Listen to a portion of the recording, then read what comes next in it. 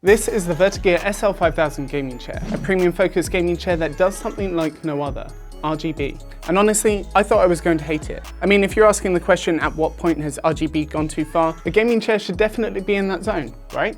Well, maybe. You see, in this video, we're going to find out if the Vertagear SL5000 Gaming Chair is 1, any good at being a chair, which it absolutely should be for the price, and I will have links with updated pricing in the video description for you, and 2, if the 2 unique RGB kits from Vertagear are awesome, or just a waste of money. So is this RGB gaming chair the coolest thing to pass through my studio, or just another gimmick that you should probably ignore? Let's find out. So as always with these in-depth chair reviews, I'm going to be reviewing the chair in the 4 main categories: the ease of assembly, features and quality, aesthetics, and then most important, the comfort and support. And I'm going to be reviewing the SL5000 chair that Vertagear supplied as a standalone chair before we then introduce the RGB kits in the aesthetics section. So before we start, I just want to say a big thank you to everybody following the channel throughout this sporadic upload period. The studio is so close to being complete, and that's the thing that's been holding me up and the reason why videos have been a bit delayed recently. But I am still here, I am still going. I can't wait to show you the studio once it is done. And just again, thank you for bearing with me. But otherwise, let's get this chair built. So starting with the ease of assembly, the SL5000 arrived safely at my door and didn't look like it was kicked the entire way here. You may laugh at that, but that hasn't always been the case with gaming chairs here on the channel. And when it comes to building the chair, it really was an incredibly straightforward process. Not because of the instructions, don't get me wrong, the instructions were good, the imagery and the text were clear, not as good as GT Racing's, but a solid A- nonetheless. But the thing that made the assembly a great experience was the very few steps needed to get this chair up and running compared to most other gaming chairs. Simply push on the casters, drop in the gas cylinder, and then mount the base mechanism to the underside of the chair, before sliding the backrest onto the base and tightening 4 heavy-duty bolts with an Allen wrench I'd be happy to purchase, let alone be given with a piece of furniture. So well done Vertagear, this was an incredibly quick assembly.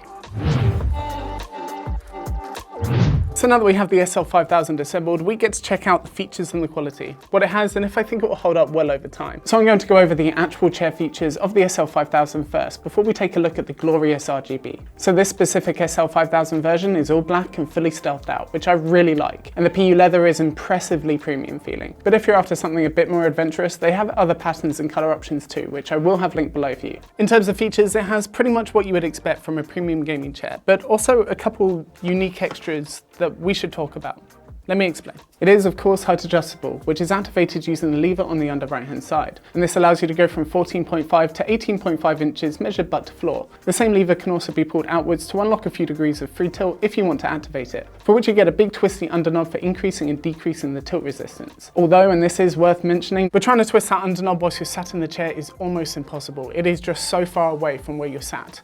But the saving grace is that you're likely only going to be adjusting the tilt tension once. Speaking of tilt, the chunky flap handle on the upper right hand side allows you to recline, not just a little, but a lot. This isn't a full 180 degree tilt, more like a 140 degree, but this should be enough for most people. And including the highest and lowest settings, there are 11 evenly spaced levels that you can set the recline to, which all lock until the lever is pulled again, and then it will slide up to meet your back. This motion is a lot less aggressive than other gaming chairs I've tested, which want to violently assault you when you set the recline. So well done Vertagear. This isn't perfect, but it's a lot more graceful. So moving on to the armrests, they're pretty great actually. Not only do they slide up and down, stopping in 6 half-inch increments, which allows you to set the medium firm density top armrest to your perfect comfort level. But on top of that, you can go forward, backwards, left, right, and pivot. I do play some games with a controller at my desk, so being able to control the armrest with this level of customizability is very much appreciated. The only thing that I would say is that all of the motions are button-based, which feel really nice and smooth, except for the pivot, which feels very janky. The SL5000 also comes with a cushion headrest and lumbar support, made out of the same supple PU leather material as the rest of the chair, and both are secured to the chair with elastic straps, allowing you to adjust their position and keep them there when you leave the chair. This means that you have almost limitless adjustability for the lumbar support, while vertical adjustment on the headrest can be achieved by moving the straps up or down. But as for overall quality, I'm pleasantly surprised. Vertagear give the frame of the chair a 10-year warranty, while everything else gets 2 years, and they recommend this chair for people up to 260 pounds and 6'4" inches. But if you're outside of that, they do have a chair selection tool on their website, which I will have linked below for you. But you might be giving up the RGB upgrade kits with those chairs. chairs. And when it comes to the quickfire quality aspects I like to test, I'm not getting an unexpected amount of armrest wiggle, even with 4D armrests. The left to right base rocking is absolutely satisfactory. I'm especially pleased that the 5-star wheelbase on the bottom is full metal, not plastic. And the PU leather actually seems to hold up to my key scuff test, which I was not expecting. But as always, elastic is still elastic, and both the headrest and lumbar support will lose their tension over the years. But one chair upgrade that I did choose, other than RGB, which we will get into in a sec, was the upgraded casters. The standard ones aren't anything special, but they're not bad at all. Then when I took the upgraded ones out of the box, my first thought was just what I've always wanted. Bigger rims for my gaming chair. My life is now fulfilled, I can rest in peace, F for respect, tell my mum I loved her. And although this condescending sarcasm for bigger rims is completely warranted, they do have a not so stupid auto lock feature that compresses the wheel when you sit in the chair, making it more difficult for the chair to run away with you while you're sat at your desk. If you have this problem, or you're going to be using any chair with wheels on hardwood flooring, you'll want to consider the upgraded auto-locking casters.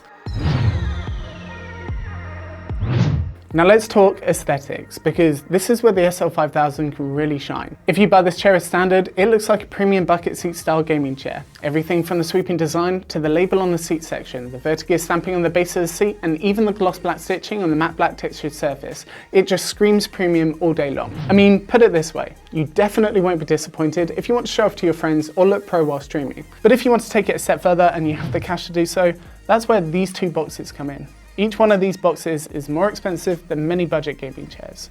Hell, both of these boxes together are more expensive than the SL5000 alone. But they also do something truly unique and make a compelling argument for their price tag. Let me explain, because I thought that these were going to be stupid. And I didn't think that I was going to be saying this, but they don't just shove RGB into a chair. If you want that, buy this chair. What these kits do is that they almost elegantly integrate RGB into your zone. And I say this for two reasons. Reason number one is that they integrate pretty seamlessly into the chair, giving you either backrest or underglow RGB or both. And reason number two is that they are fully controllable by NZXT's CAM RGB software.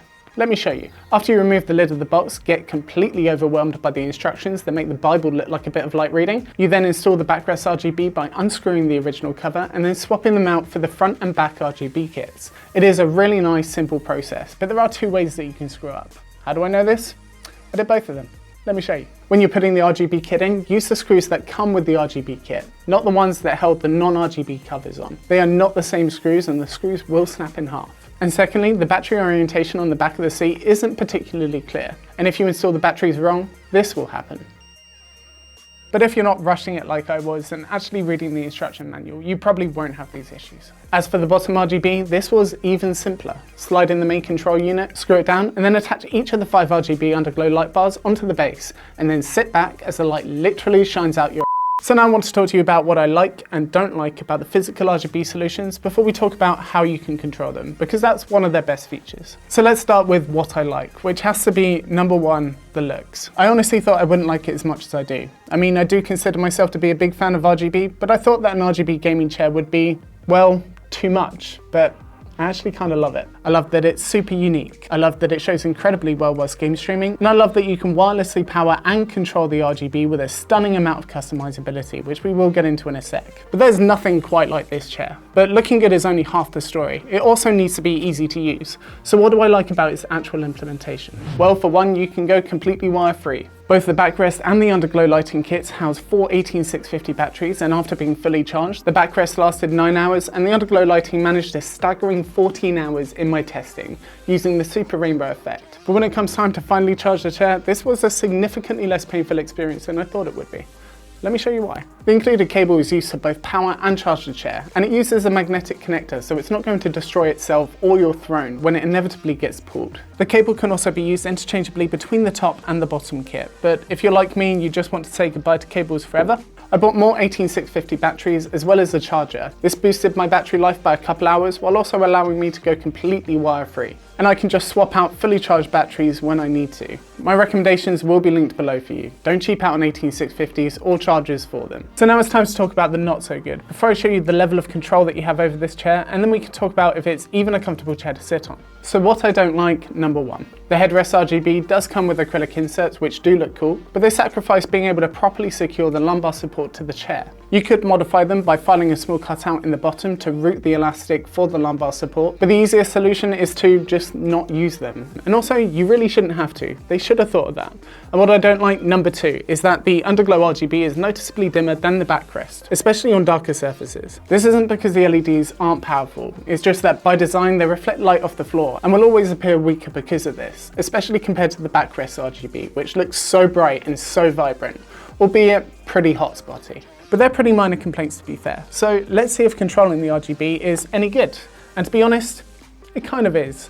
They could have gone with one of those cheap ARGB remote controls, you know, the ones where the modes never seem to match up to what the hell the lighting's doing for no apparent reason.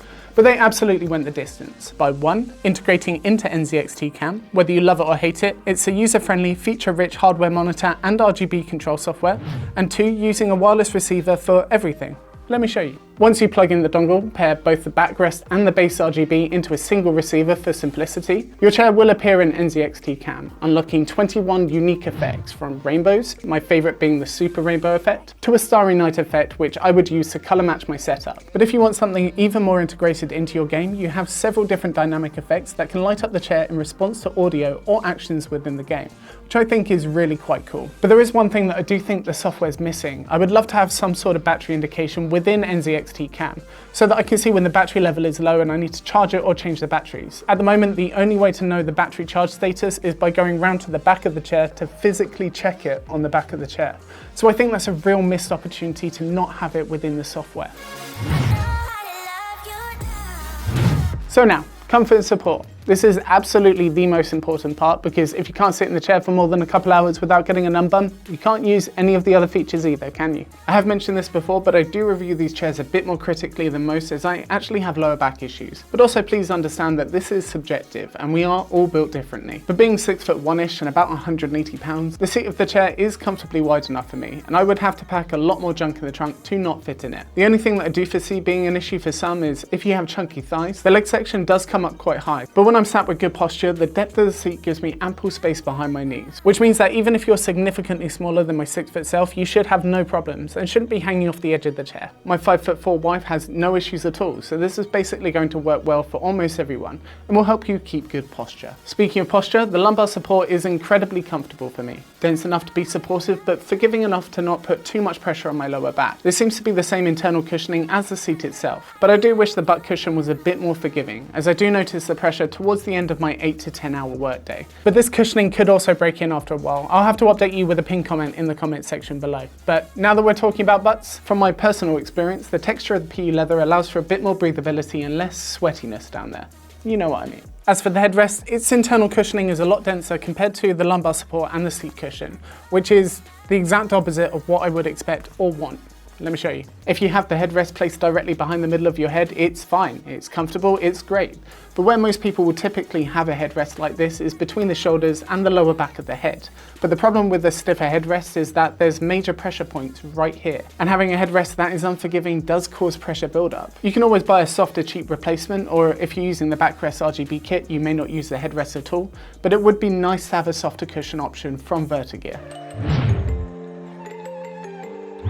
So, conclusion time. The Vertagear SL5000, it isn't cheap, but it also doesn't aim to be, as it seems to be made with more premium and more life-resistant materials compared to budget gaming chairs, with also some great extras like 4D armrests, the ability to upgrade to auto-locking wheels. But the thing that really sets this chair apart from the competition is, of course, the RGB. It does RGB like no other chair on the market, and if you're looking to RGBify your setup even further, this is the chair that you've been looking for. And because of that, it is going to be staying in front of my small form factor setup for the channel, where I hope to be doing a bit more streaming for you guys. And my Ergo chair is going to be moved to a new editing station that I will be building here on the channel. And that pretty much sums up the comparison between the two. Is it for work or is it for play? The only thing that I would say about the SL5000 is that the underglow RGB definitely doesn't have the same impact as the backrest, which looks absolutely glorious. And the chair overall is definitely a firmer seat, with the headrest being the biggest issue. But if this RGB throne is right for you, I'm going to have the chair and the kits linked in the video description for you, with updated pricing, so make sure you check that out. But if you're new here, get subscribed, turn on notifications, or at least check out another video before you do. But otherwise guys, a like is always appreciated. I'll see you in the next one.